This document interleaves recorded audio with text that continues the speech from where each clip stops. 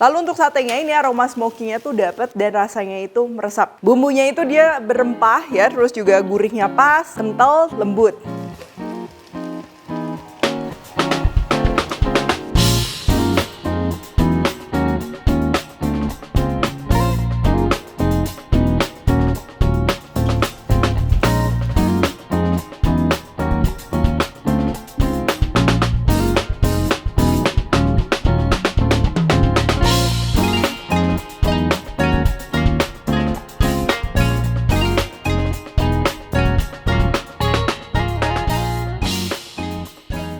Hai semua, buku keduaku sudah terbit ya. Kalian bisa dapatkan secara online atau di toko buku seluruh Indonesia. Jangan sampai kehabisan. Halo, welcome back to my channel, Devina Hermawan. Hari ini kita akan bikin sate padang ya, pakai lidah sapi dan juga pakai daging sapi. Jadi kalau kalian nggak suka lidah sapi, bisa pakai daging sapinya aja. Dan resep ini tuh adalah resep yang aku pakai kalau bikin sate padang di rumah ya. Jadi tenang aja, ini tuh nggak terlalu ribet ya, bahkan ini mudah tapi tetap spesial ya, apalagi bentar lagi ini mau Idul Adha. Supaya makin aman dan mudah, ini aku masaknya menggunakan kompor Super W2 WS Grill and Barbecue serta regulator W900 meter dari Wingas. Oke, langsung aja. Ini untuk bahan-bahannya ya. Yang pertama ini aku pakai lidah sapi. Jadi lidah sapinya ini dia yang fresh ya, yang mentah. Kalau kalian mau pakai yang udah direbus bisa, itu bakalan lebih praktis. Nanti untuk merebusnya kita akan perlu daun salam, terus juga pakai garam, dan untuk baking soda ini opsional. Kalau kalian mau pakai daging sapi, ini aku pakai bagian top side ya. Kalau kalian mau pakai khas dalam, khas luar, atau misalnya mau pakai daging potongan lainnya juga itu bisa. Bumbu halusnya di sini ada bawang putih, bawang merah, jahe, lengkuas, kunyit, ketumbar butir, lalu merica atau lada putih butir ya. Ini kalau kalian nggak ada yang butir, mau pakai yang bubuk juga itu nggak masalah. Lalu untuk cabai, aku campur cabai merah dan cabai hijau itu untuk aroma. Terus di sini aku pakai kacang ya. Kalau kalian nggak ada kacang ini tapi pengen bikin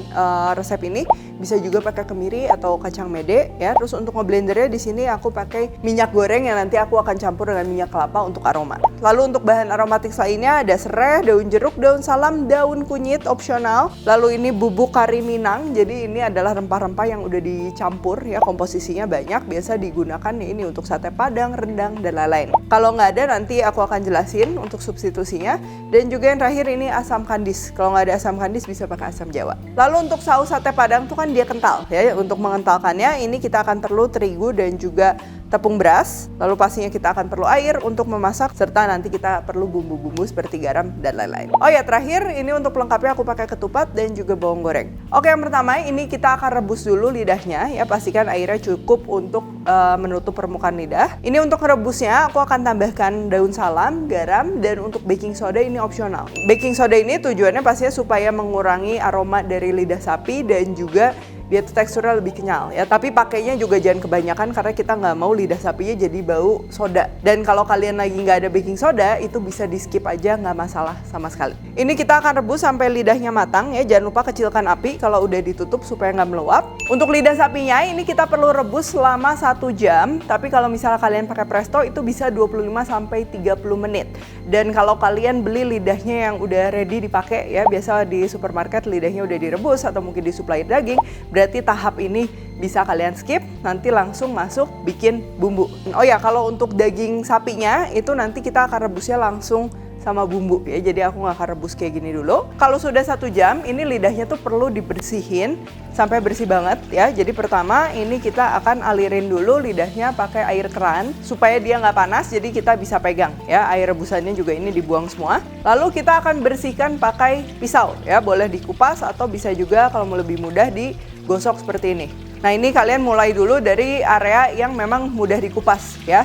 Dan yang bagian permukaan lidah ini kalau bisa digosoknya agak kenceng supaya dia benar-benar bersih. Nah, untuk bagian kulit lidah yang memang susah lepas ya, ini biasa kita harus kupas pakai pisau.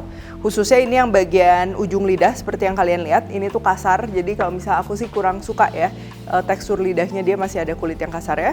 Jadi ini harus dikupas sampai bersih. Lalu ini aku pindahin ke talenan ya supaya lebih kelihatan. Nah, sama yang bagian pangkal lidah juga ini biasanya kulitnya tuh tebal, kita nggak akan pakai ya karena keras. Lalu samping-sampingnya juga ini banyak yang berlemak, boleh di trim supaya lebih bersih.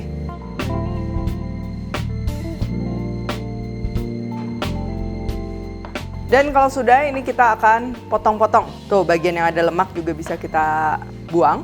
Nah, kalau aku suka lidah dia memang sampai bersih seperti ini. Jadi nanti pada saat dimakan tuh dia dapat ya tekstur kenyal dan juga lembutnya. Sekarang kita akan siapkan untuk bumbu dasar sate padangnya. Untuk bahan bumbu halus yang cukup kasar, ini kita akan iris-iris dulu ya. Ada lengkuas, jahe, lalu untuk cabenya juga sama, kita potong-potong. Tujuannya untuk mempermudah nanti pada saat ngeblender lebih cepat halus.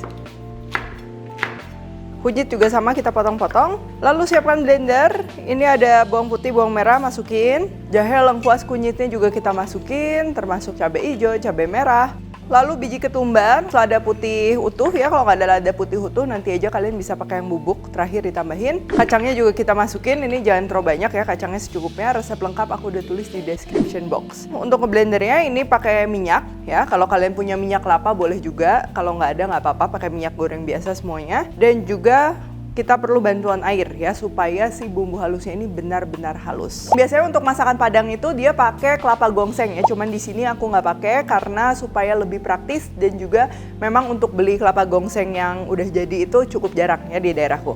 Nah, ini kita akan blender sampai halus. Oh ya, dalam memasak masakan yang biasa aroma rempahnya tuh cukup kuat. Ini pastikan memang rempah-rempah kering yang kalian gunakan itu masih dalam keadaan baik ya. Ketumbar, lada putih, atau kalau misalnya kalian pakai rempah-rempah lainnya ya jangan sampai dia bau apek gitu, karena kalau bau apek pasti jadi nggak enak masakannya ya. Tuh, dia udah halus kayak gini. Lalu sekarang kita akan tumis sampai dia wangi dan juga minyaknya tuh keluar. Sambil kita siapkan bahan-bahan aromatiknya, ada serai, cukup digeprek aja, lalu belah dua. Dan juga untuk daun kunyitnya ini pakainya juga jangan kebanyakan. Ini aku pakai yang kecil.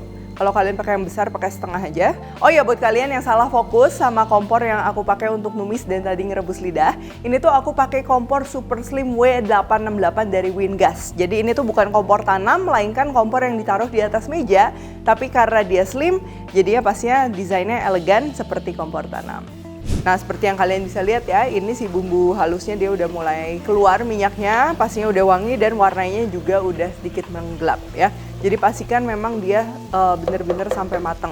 Mengingat tadi kan rempah-rempahnya kita pakai cukup banyak, yang aromanya seperti kunyit, lalu juga di sini ada kacang. Nah, itu harus benar-benar dia ditumis sampai wangi. Oke, kalau udah kayak gini, serainya ini kita bisa masukin daun kunyit, daun salam, daun jeruk juga masuk. Di sini aku pakai bubuk kari Minang dan juga asam kandisnya ini masukin, kalau nggak ada bisa pakai asam Jawa. Nah, bubuk kari Minang ini merupakan campuran dari berbagai macam rempah-rempah ya, seperti kapulaga, cengkeh, kayu manis dan lain-lain. Biasa racikannya ini memang pas untuk digunakan masakan-masakan Padang seperti rendang dan lain-lain, makanya ini cocok juga untuk sate Padang. Tapi kalau misal kalian nggak ada, kalian bisa juga ganti dengan rempah-rempah kering yang kalian racik sendiri ya. Nanti untuk lengkapnya aku akan tulis juga di description box. Ini udah benar-benar wangi. Kita bisa tambahkan air sekarang. Lalu untuk dagingnya ini aku potong tapi besar-besar ya, langsung kita rebus. Jadi kalau potongan dagingnya kecil-kecil, biasa si rasa dagingnya tuh dia keluar semua ya, jadi kurang gurih dan juga kering ya. Jadi aku lebih suka kalau rebus daging tuh dia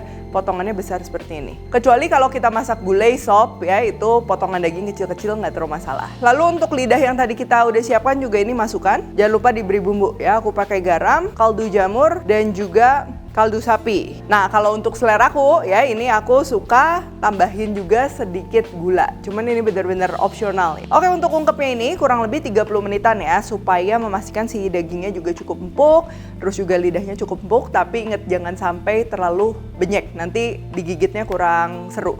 Oke, kalau udah ini kita akan angkat baik lidah dan juga dagingnya. Ini kita diamkan sebentar sampai nggak terlalu panas, jadi kita bisa pegang untuk potong-potong. Sisihkan rempah dan juga si daun-daunnya ini dari kuah ungkepan ya, dan si kuahnya ini kita akan pakai untuk nanti saus. Kalau kalian suka yang lebih halus, bisa si ampasnya itu di blender, kalau nggak disaring. Oke, sekarang untuk potongan lidahnya ini kita potong memanjang dulu ya, seperti membentuk stick gitu. Kalian bisa sesuaikan ukurannya. Kalau yang biasa di tukang jualan sate Padang itu dia lebih kecil-kecil. Nah, ini aku mau bikin yang lebih besar karena aku suka nanti tekstur si lidahnya tuh dia lebih berasa, juicy-nya jadi nggak terlalu kering. Nah, kalau udah memanjang kayak gini, baru kita akan potong arah sebaliknya. Jangan terlalu tebal juga. Apabila ada bentukannya yang kurang beraturan, nah ini kalian bisa siasatinnya potongnya miring-miring. Jadi bukan seperti diirisnya lurus-lurus, tapi agak miring-miring seperti ini tuh. Nah, jadi nanti bentuknya juga cantik ya. Untuk dagingnya juga sama. Nah, karena ini aku pakai bagian top side ya, jadi ini tuh nggak terlalu gampang hancur ya. Si seratnya tuh kayak seperti ada yang nyambung gitu. Cuman kalau kalian pakai daging khas dalam gitu, mungkin merebusnya nggak boleh terlalu lama ya, karena kalau khas dalam itu kan nanti dia kalau udah mateng dipotong-potong takutnya hancur. Jadi rebusnya cukup sebentar aja. Untuk tusukannya, di sini aku pakai tusukan sate yang sudah direndam dengan air, tujuannya supaya nanti nggak gampang gosong. Langsung aja kita tusuk ya, satu tusukan sate aku pakai 3. Dan untuk nusuknya ini jangan lupa dikasih jarak sedikit ya, jangan terlalu rapat supaya pada saat dipanggang nanti si aroma yang terpanggangnya tuh dia lebih maksimal permukaannya ya.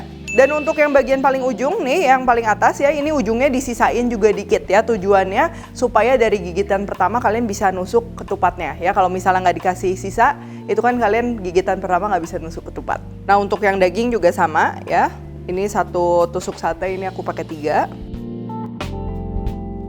Sate yang udah ditusukin, ini kita akan celup ke kuah ungkepan ya, supaya warnanya lebih cantik dan juga pastinya si bumbunya lebih berasa meresap. Dan tadi kenapa pada saat abis dipotongin tuh aku tusuk dulu, nggak dicemplungin dulu, itu supaya nggak kecampur ya antara si lidah dan juga dagingnya.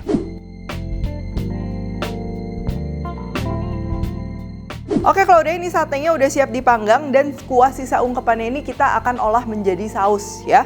Siapkan air yang kita akan campur dengan tepung beras dan juga tepung terigu. Terus tinggal kita campur ke kuah ungkepan yang memang masih kental. Jadi di sini memang kenapa kita tambah air, tadi dia masih kental dan rasanya juga dia masih terlalu pekat ya. Terus tinggal dimasak aja hingga dia mengental. Dan untuk patokan kentalnya itu ya, ibaratnya kalau kalian cocol si sate ke sausnya, nah si sausnya itu dapat nempel dengan baik gitu. Kalau terlalu cair kan dia akan luntur lagi gitu ya. Cuman memang ini kalau dalam keadaan mendidih jangan terlalu kental juga, karena nanti ketika kita matikan api dibiarkan sebentar dia akan lebih mengental lagi. Oke, kalau udah ini satenya udah siap dipanggang. Untuk panggang satenya ini aku menggunakan kompor W2WS Grill and Barbecue dari Wingas. Nah, kompor ini tuh multifungsi ya. Kalian bisa menggunakan tabung kaleng kecil butan dan juga tabung 3-12 kg. Terdapat 2 pengaman, yaitu inline cut dan safety ball ya. Inline cut ini untuk memutus aliran gas secara otomatis jika terjadi kebocoran, dan safety ball ini berfungsi jika setelah inline cut memutus aliran tetapi kondisi gas dalam tabung itu masih panas ya, maka ballnya ini akan terlepas secara otomatis untuk mengeluarkan gas. Pastinya apinya juga ini api biru dan hemat gas. Tray bagian bawah jangan lupa diisi air, lalu nyalakan kompor seperti biasa ya. Kalau sudah panas kita bisa oles dengan minyak dan bakar satenya. Lalu satenya ini juga kedua belah sisi kita perlu oles dengan minyak. Tuh ya, untuk membakar ini pastinya ideal, dia tetap dapat smoky-nya dan juga praktis serta nanti mudah dibersihkan. Oh ya, kompor ini juga pastinya makin aman apalagi aku menggunakan regulatornya W900 meter yang hemat gas dan mudah dipasang serta dilengkapi dengan double lock system dan karet seal pengaman.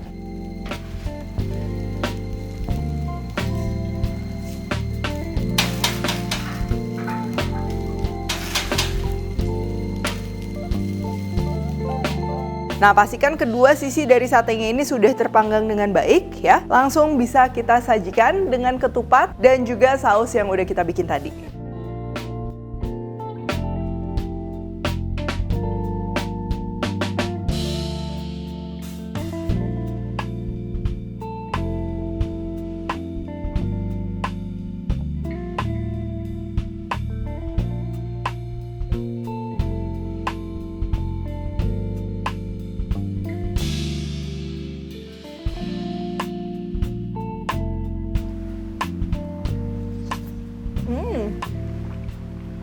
Bumbunya itu dia berempah ya, terus juga gurihnya pas, kental, tapi kentalnya juga dia lembut gitu. Ini ciri khas dari sausnya sate Padang.